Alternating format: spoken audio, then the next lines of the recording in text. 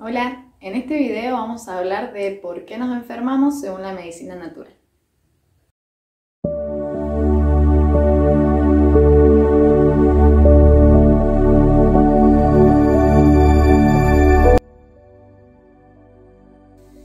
Bueno, la palabra enfermedad en realidad en la medicina natural o la medicina china no existe como tal. En medicina china se habla siempre de un desequilibrio, porque básicamente para equilibrarnos tenemos que primero desequilibrarnos. Este desequilibrio puede ser de las energías yin y yang, que son polaridades opuestas, complementarias, que por ahí el mundo occidental las ha simplificado a hombre-mujer o femenino-masculino, pero bueno, tiene todo un significado mucho más profundo que ya veremos en algún otro video. Particularmente creo que nos enfermamos porque básicamente nos separamos de lo natural. Nos venimos a vivir a las ciudades, vivimos de una manera que no está en nuestra genética, en nuestra naturaleza más primitiva. Entonces empezamos a generar tumores, patologías, molestias, lesiones que no son naturales al ser humano. Sí que el organismo se tiene que desequilibrar para equilibrarse, pero en los años que llevamos como especie humana ha aumentado muchísimo ese desequilibrio y ya nuestros abuelos, viéndolo lo más cercano posible, no se enfermaban tanto ni de tantas cosas como nuestra generación o estas generaciones que van a venir. Incluso los animalitos en la casa o los que traemos de la naturaleza a las ciudades, a los zoológicos, a los hogares, empiezan a manifestar también muchas enfermedades que no existían. Pero bueno, vamos a ir a lo chino específicamente, cómo lo ve la medicina oriental, a esto de los desequilibrios o de las patologías o occidentalmente llamadas enfermedades. Como la medicina china lo ve como un desequilibrio, siempre habla de que no va a haber nada fijo, no se pone este cartel que a veces nos ponen cuando vamos a un médico de tal enfermedad en la frente y de que va a ser de por vida, sino que se ve a la persona en ese momento y en ese estado actual, porque tal vez nosotras hace unos años dormíamos mal y de repente eso cambia o nos dolía un hombro o una rodilla y naturalmente o solo se pasa. Entonces ver a la persona como un sujeto que no va a cambiar a lo largo de su vida ni que va a poder superar ese desequilibrio es bastante limitante. Entonces la medicina china divide las causas de esta enfermedad en dos. Unas son las causas externas, que como he dicho en muchos videos son los climas en exceso, por ejemplo estar en un lugar muy ventoso, vivir en una ciudad muy húmeda o muy calurosa, el calor, el frío, la sequedad, la humedad que ingresan al cuerpo, sobre todo si estamos débiles o propensos a eso, y las causas internas que tienen que ver con las emociones y con que cada órgano maneja una emoción.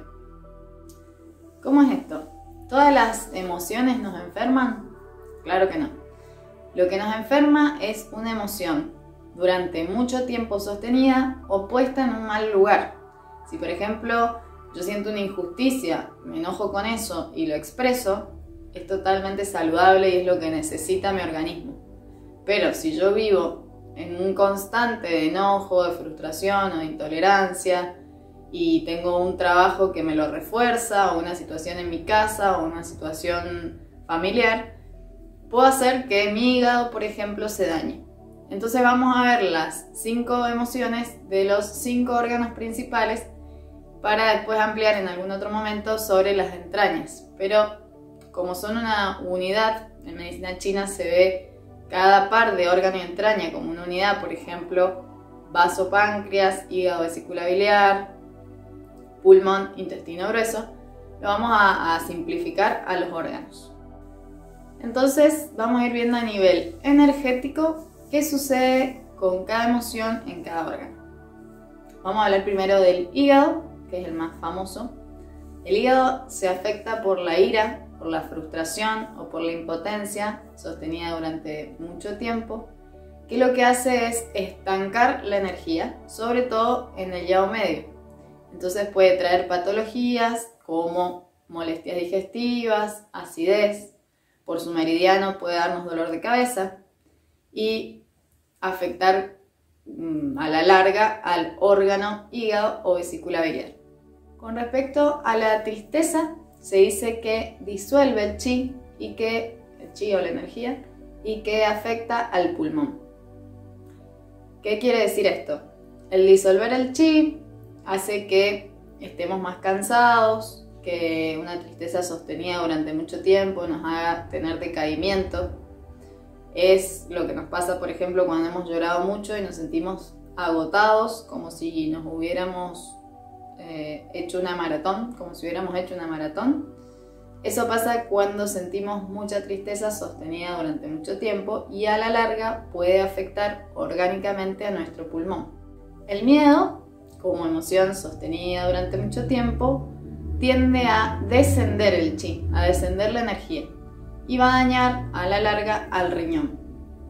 Por eso es que a veces cuando nos vamos poniendo grandes, los adultos mayores en general se ponen más miedosos porque su riñón está más deficiente y es un ida y vuelta entre la emoción y el órgano. O sea, no solo la emoción de miedo va a dañar al riñón, sino estar deficiente en la energía del riñón va a hacer que esté más miedoso. ¿Qué pasa? Como volvemos a decir, no es que la emoción sea mala, porque si yo, por ejemplo, soy una persona joven, que tengo mi energía de la madera en su máximo esplendor y estoy demasiada atrevida y puedo llegar a pasarme de vuelta y tener, por ejemplo, un accidente, tener un poco de miedo en realidad es benéfico. Entonces ahí, porque hace que me vaya a cuidar. Entonces la emoción no es la mala, sino el sostenerla y no expresarla en un momento y en un equilibrio.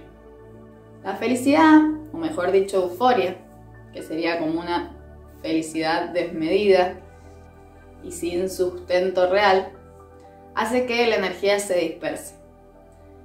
Yo siempre pongo el ejemplo cuando estamos muy enamorados, muy enamoradas, que estamos como distraídos, dispersos y se nos pierden las llaves de la casa o tenemos algunos pequeños accidentes, porque realmente la energía de la euforia nos hace dispersar la energía y no estar centradas en lo que tenemos que estar.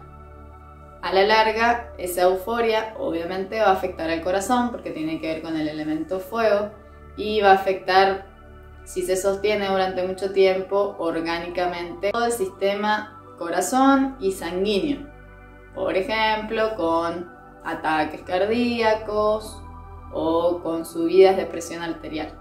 La preocupación o sobrepensamiento, mejor explicada como rumia mental, en donde yo literalmente, como hacen las vacas, traigo un pensamiento, lo mastico y en vez de que quede ahí se resuelva, vuelvo a traerlo, lo mastico con la mente y lo vuelvo a tragar. Esa rumia mental hace que realmente la energía se agote, incluso la sangre, porque tiene que ver con el vaso y el páncreas, que son los que deben producir y transportar nuestra sangre.